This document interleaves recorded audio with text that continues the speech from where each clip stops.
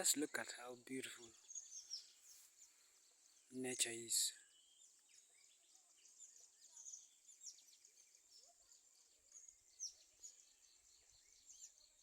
Every kind of bird sound, green grass. And for those who don't know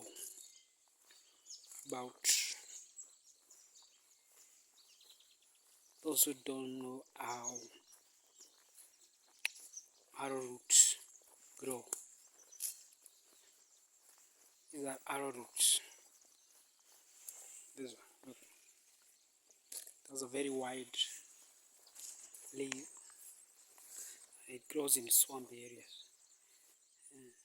Nigerians call it yam. We call it nduma.